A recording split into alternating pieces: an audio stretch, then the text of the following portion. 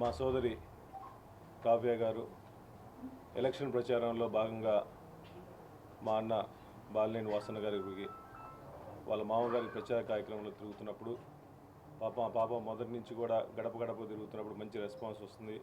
ప్రతి ఇంటికి పోయి తిరిగేసి మామను గెలిపించాలని చెప్పేసి మామగారు చేసిన అభివృద్ధి కార్యక్రమాలు చెప్పుకుంటూ ప్రతి ఇంటికి గడప గడప తిరుగుతున్నప్పుడు ఒక వాళ్ళని రిజైన్ చేసిన ఒక వాళ్ళతో పాటు పాప అమ్మాయి ఎస్సీ కులం వస్తారు, అమ్మాయి ప్రెగ్నెంట్ కూడా ఆ కావ్య గారితో పాటు తిరుగుతున్నప్పుడు వాళ్ళందరూ అసభ్యంగా ప్రవర్తించి కావ్య గారిని అమ్మాయిని ఇబ్బంది పెట్టి వాళ్ళ ఇంటి నుంచి నెట్టేసి రకరకాలుగా దూషించారు.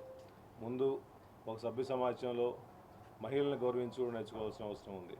ఒక ఏఆర్ కానిస్టేబుల్గా ఉండి అతను స్వతహాగా వాళ్ళ కుటుంబ సభ్యులుండి ఒక గవర్నమెంట్ ఎంప్లాయీ ఉండేసి ఒక మహిళల మీద చేయి చేసుకోవటం, నెట్టడం, కాలుతో తన్నటం, దూషించడం చేశారంటే ముందు ఎమ్మటే ఎస్పీ గారు ఎమ్మటే వాళ్ళని ఆ ఏఆర్ కానిస్టేబుల్ని ఎమ్మటే సస్పెండ్ చేయాలని డిమాండ్ చేస్తున్నాం. ఎందుకంటే ఒక బాధ్యతగా ఉన్న కానిస్టేబుల్ వాళ్ళ కుటుంబ సభ్యులు చేసిన ప్రవర్తనకి పూర్తిగా సభ్య సమాజం ఎవరు ఒప్పుకోవట్లేదు.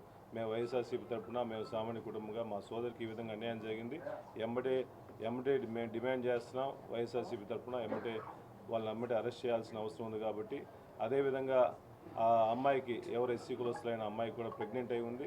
అమ్మాయిని తనటం కూడా అమ్మాయికి కూడా సారీ చెప్పాల్సిన అవసరం ఉంది. ముఖ్యంగా మనం ఒకటి నేర్చుకోవాలి, మహిళల్ని గౌరవించుకోవాలి. సభ్య సమాజంలో మహిళల్ని గౌరవించుకోలేకపోతే వాళ్ళు ఓట్లు కూడా వేయరు ఎవరికి. కానీ మొదటి నుంచి కూడా బాలినేని కుటుంబంలో బాలినేని వాసన్న ఇన్ని సంవత్సరాలు రాజకీయం చేస్తున్నా కులాలకి, మతాలకి, పార్టీలకి అతీతంగా ఎంతోమంది వచ్చి ఆయన దగ్గర పనిచేసుకొని పోతున్నాడు.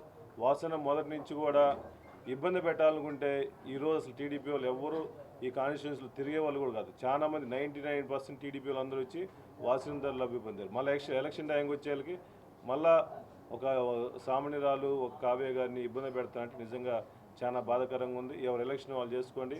పోలీస్ వ్యవస్థ కూడా నిష్పక్షపాతంగా ప్రవర్తించి మాకు న్యాయం చేయాలని చెప్పి పూర్తిగా డిమాండ్ చేస్తూ మా మీద దాడి చేసిన వాళ్ళని వెంబడి అరెస్ట్ చేయాలని చెప్పి డిమాండ్ చేస్తాము.